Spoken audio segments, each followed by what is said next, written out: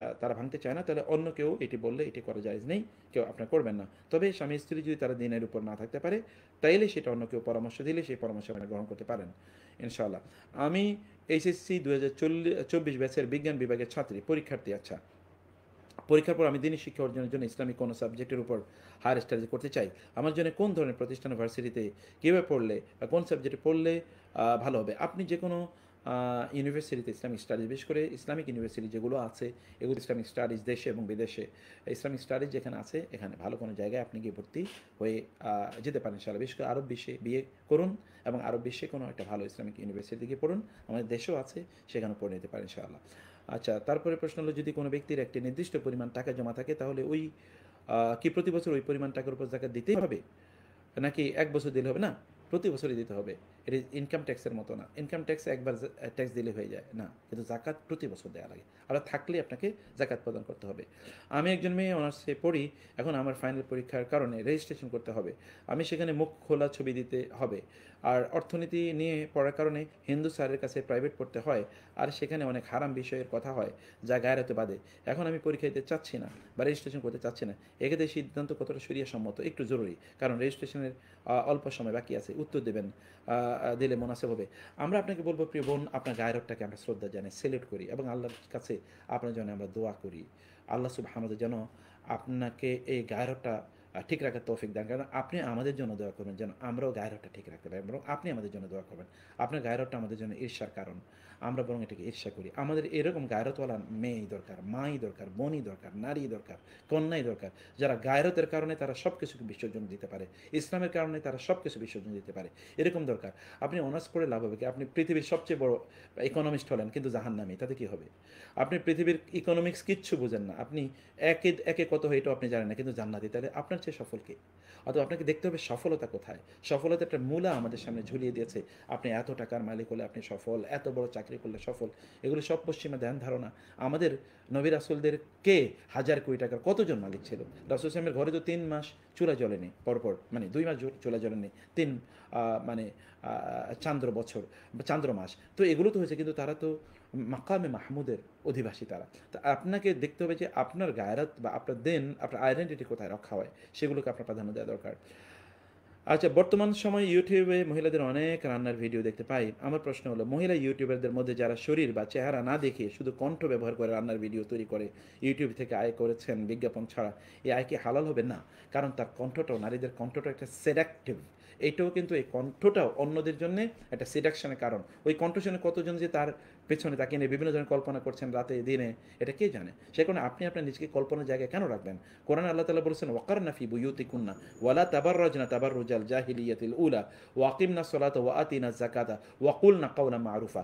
কোরআনে বারবার আল্লাহ তাআলা বলেছেন, নারীরা ঘরে থাকবে, তারা ঘরে বাইরে যাবে না। তারা যদি কারোর সাথে কথা বলতে হয়, একান্ত বাধ্য হলে তার সন্তানের সাথে, তার ছেলের সাথে, অথবা তার বাবার সাথে যেভাবে কথা বলতো বা তার ভাইয়ের সাথে যেভাবে কথা বলতো, এভাবে কথা বলবে। কেউ কি তার ভাইয়ের সাথে খুবই শুদ্ধ, খুবই টোনটাকে একটু বিকৃত উঠানামা করে কথা বলে? বা বাবার সাথে কথা বলে না, ক্যাজুয়াল টক।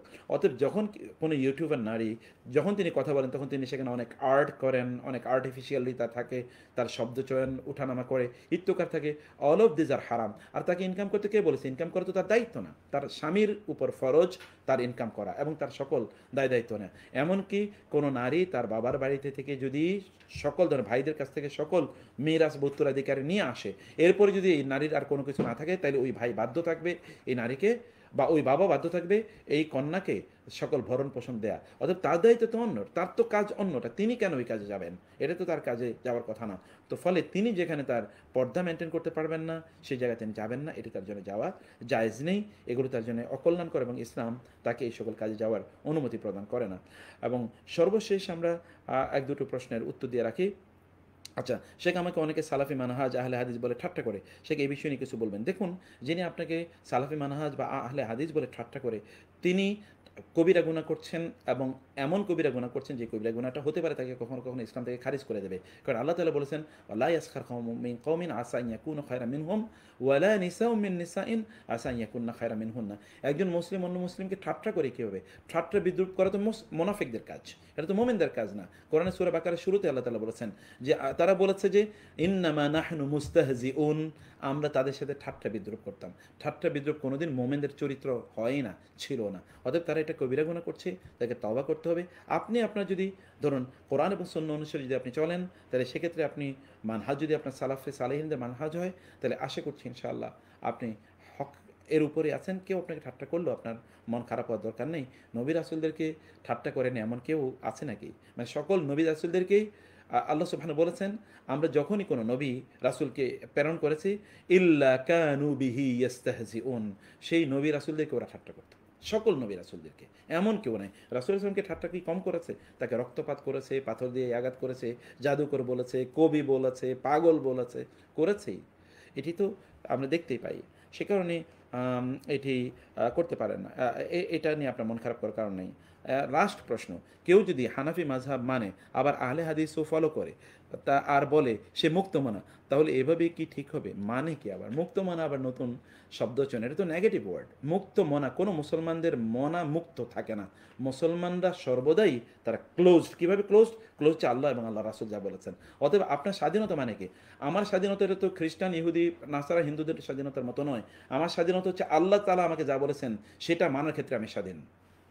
সেটা মানার ক্ষেত্রে আমি তোমার শয়তানের কথা শুনতে চাই না, আমি আল্লাহর কথা শুনবো, এই জায়গায় আমি স্বাধীন। এটা হলো স্বাধীনতা। স্বাধীনতা হচ্ছে আল্লাহ সুবহানাহু ওয়া তাআলার কথা মানার স্বাধীনতা, যে আমি তার কথা মানবো। কেউ আমার উপর কুফরি, শিরক, বেদাত ইত্যাদি চাপিয়ে দিতে পারবে না। আর আপনি আল্লাহর কথা না মেনে অন্য কথা মানবেন, এটাই তো মুক্ত মনা বা এই জাতীয়। অতএব এই শব্দ চয়ন এটা আমাদের সাথে যায় না, এক নম্বর কথা। দুই নম্বর কথা হচ্ছে আপনি কোরআন এবং সুন্নাহ অনুসারে চলবেন। তাতে আপনি হানাফি মাযহাব অনুসরণ করছেন নাকি হাম্বলি মাযহাব অনুসরণ করছেন নাকি করছেন না, তাতে কিছু যায় আসে না। পরিপূর্ণভাবে ডাহা একটা মিথ্যা কথা। এবং আল্লাহ সুবহানাহু ওয়া তাআলা ইবনে তাইমিয়া রাহিমাহুল্লাহ, যাকে শাইখুল ইসলাম নামে গোটা পৃথিবী জানে, আলা নবিয়িনা মুহাম্মদ ওয়া আলিহি ওয়া সাহবিহি আজমাইন, সুবহানাকাল্লাহুম্মা ওয়া বিহামদিক, আশহাদু আল্লা ইলাহা ইল্লা আনতা, আস্তাগফিরুকা ওয়া আতুবু ইলাইক। ওয়াসসালামু আলাইকুম ওয়া রাহমাতুল্লাহি ওয়া বারাকাতুহু।